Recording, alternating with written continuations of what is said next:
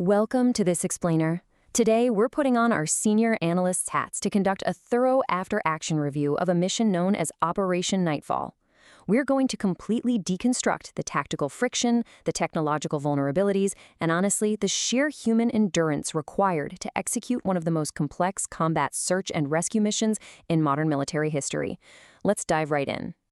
Okay, to understand this operation, we first have to look at the core philosophy driving the whole event. The military is willing to burn a $100 million aircraft just to save a single fallen comrade. That perfectly captures the overarching U.S. doctrine of leave no man behind. And as analysts, we have to understand this isn't just some catchy slogan. It is a rigid, absolute commitment that sets the stage for the massive, multi-domain operation we're about to look at. When a mission devolves, this doctrine dictates an overwhelming response, completely regardless of the material cost. So here's our agenda for this debrief. We'll cover 1. Doctrine, leave no man behind. 2. Incident, the Sandy Protocol. 3. Tactics, deception and infiltration. 4. Execution, extraction under fire. 5. Threat analysis, infrared missiles. And finally, 6. After-action review outcomes. We're going chronologically, from the initial spark in the Zagros Mountains all the way to a highly technical evaluation of the threats faced by stealth fighters. All right, Part 1. Doctrine and incident. Specifically, the Sandy Protocol. This whole powder keg was set off by a low-altitude strike on a deeply buried command bunker.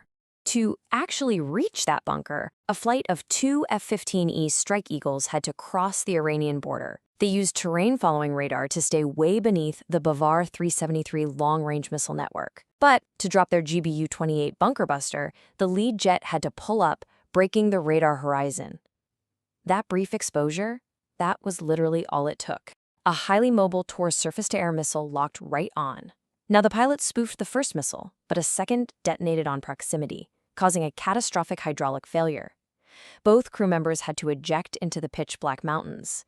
And this, right here, immediately triggered the Sandy Protocol, which is the massive, instantaneous activation of combat search and rescue assets to locate, support, and extract downed airmen in hostile territory.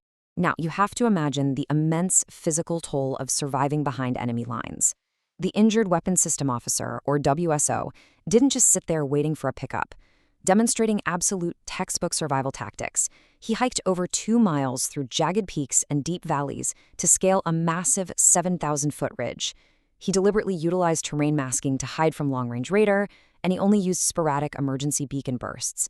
Why? Because if he transmitted too often, the IRGC's signals intelligence teams, who were actively hunting his frequency, would have pinpointed his exact coordinates in a heartbeat.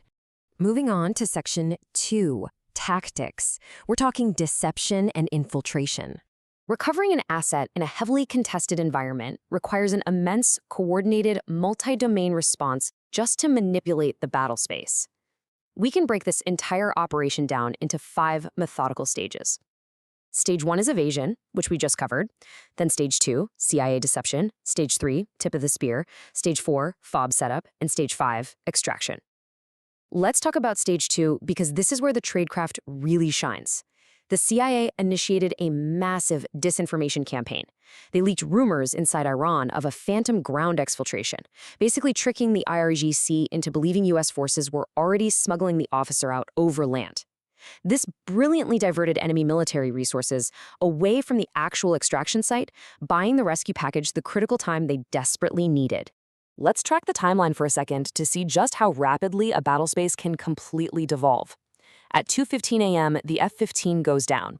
Just 30 minutes later, at 2:45 a.m., an A-10 Thunderbolt operating nearby is diverted for rescue escort.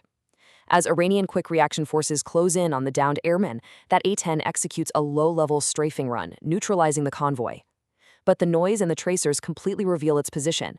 An Iranian soldier fires a shoulder-mounted infrared-guided missile, absolutely shredding the A-10's right engine.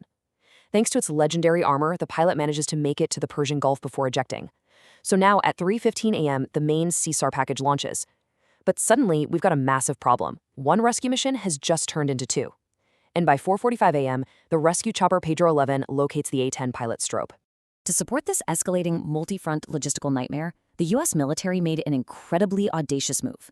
They established a temporary forward operating base right inside Iran.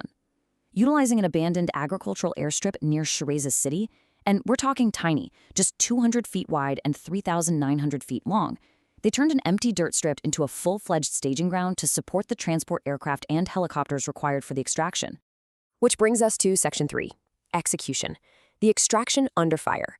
Time was running out fast, and this mission shifted from a stealthy night infiltration right into a massive, kinetic, daytime firefight. Securing the extraction sites required a phenomenal synchronization of assets. Elite operators on the ground locked down a 360-degree defensive perimeter. Above them, an umbrella of diverse aircraft took total control of the airspace. You had EA-18 Growlers casting an invisible net of electronic warfare, completely blinding Iranian early warning radars.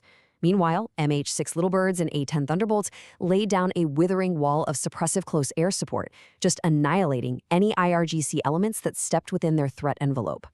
This critical air cover bought the ground teams the exact seconds they needed, but the secondary rescue, recovering that downed A-10 pilot, was pure friction. Remember that timeline? At 4:45 a.m., Pedro 11 and 12, the two rescue choppers, arrive. Pedro 11 lands. Out of nowhere, a hidden Soviet-era Zu-23 anti-aircraft gun ambushes them, tearing through Pedro 12 and forcing it into a controlled crash. Now the mission is an absolute fight for survival. To break the ambush, F-35 stealth fighters loitering high above drop precision munitions, instantly silencing the anti-aircraft gun. The surviving crew from the crash chopper, the A-10 pilot, and the special forces all have to cram into the single remaining chopper. Pedro 11 is massively overloaded. Pulling maximum power, with its engines absolutely screaming, they barely clear the tree line, escaping nap of the Earth back to the border. Okay, Section 4, Threat Analysis. Specifically, infrared missiles. During all of this, an advanced F-35 actually took damage. To understand how that happens, we need to pivot to the technological realities of the airspace. What we're seeing here is a major vulnerability in modern air combat.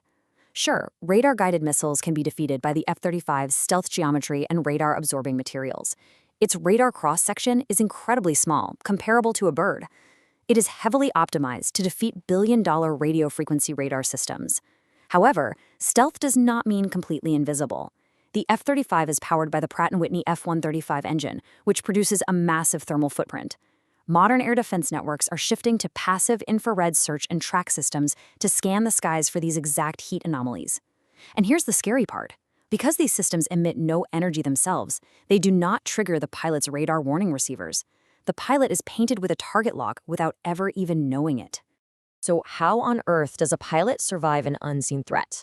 To counter weapons like the Iranian 358, which is a hybrid loitering kamikaze drone and surface-to-air missile, pilots rely on the Distributed Aperture System, or DAS.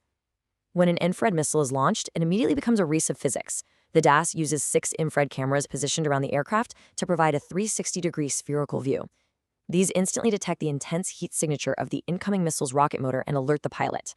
The pilot then executes high-G evasive maneuvers while deploying burning magnesium flares to overwhelm the missile's seeker head. Even if the missile goes for the flare, its proximity fuse might still detonate, causing shrapnel damage to the aircraft. And that perfectly aligns with how this F-35 took damage but still safely executed an emergency landing. Finally, Section 5, the after-action review outcomes. We've got to synthesize the ultimate strategic and material cost of executing the Sandy Protocol. Let's tally the outcomes, because the sheer volume of lost assets here is staggering. We've got an F-15E Strike Eagle destroyed, an A-10 Warthog crippled and lost over the Persian Gulf, the Pedro 12 helicopter crashed during the ambush. But perhaps most notably, back at that makeshift landing strip, 2 transport planes slated for evacuation suffered critical issues. With an IRGC convoy speeding right toward them, commanders had to make a ruthless scorched earth decision. They intentionally blew up the 2 disabled transport planes and then actually called in U.S. airstrikes to bomb the downed MH-6 Littlebird, completely incinerating the wreckage. They literally had to destroy their own tech to prevent highly classified military data from falling into enemy hands. Now, Operation Nightfall was undeniably a tactical success for ground retrieval, right? They did bring their people home. But it leaves us with a provocative question. Can 5th-generation fighters truly operate with total impunity in airspace contested by evolving passive infrared detection networks? As stealth renders traditional radar obsolete, the battle for the skies is rapidly shifting entirely into the thermal spectrum. Thank you so much for joining this explainer, and keep questioning the changing shape of modern warfare.